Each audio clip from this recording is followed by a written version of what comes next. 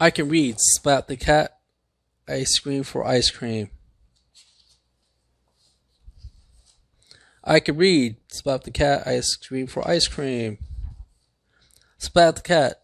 Being in the back of the bus. This class was a field trip of ice cream factory. I could eat 4 ice cream cones in a day. I could eat 15, said Plankton. I could eat all yours and a million more. Kitten licked their lips. I scream, you scream, all scream for ice cream. At the ice cream factory, ice cream swirled big vats. Pipes of steam, nosy glam bomb. What a dream. A factory manager greeted them. I am Mr. Jellybean, who wants a tour. Hooray, sang the cats. I scream, you scream, we all scream for ice cream. Mr. Jellybean led the class back to the room. The cats' faces fell with a chalkboard, chairs, desk, but no ice cream to be seen. Mr. Jellybean cleared his throat. First, let's talk. Freezer said, some are big, some are small. All are extremely cold. Mr. Jellybean talked on and on. While to his freezer theme, he put his cats did not. Their eyes glazed over. Their heads drooped.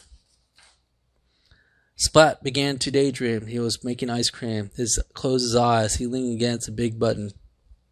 Alarms bared. Lights beamed. Splat jumped and screamed. Steam puffed out a big pipe. Then splat.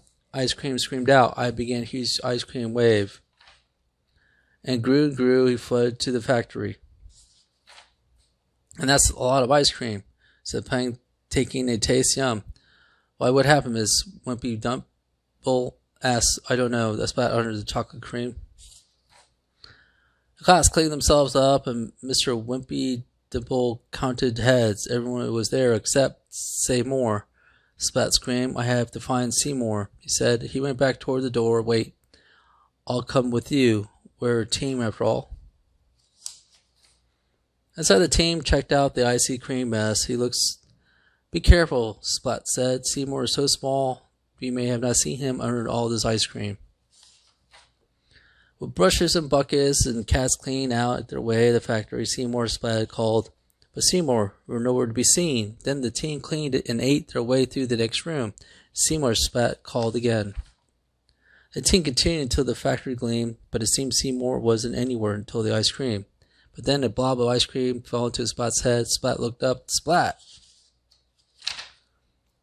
There was Seymour. He was way up in the beam. He couldn't call out, and his mouth was full of ice cream. Similar to Splat's paws, Mr. Gentleman thanked the team. The factory is so clean. How can I repay you? Would you like some ice cream?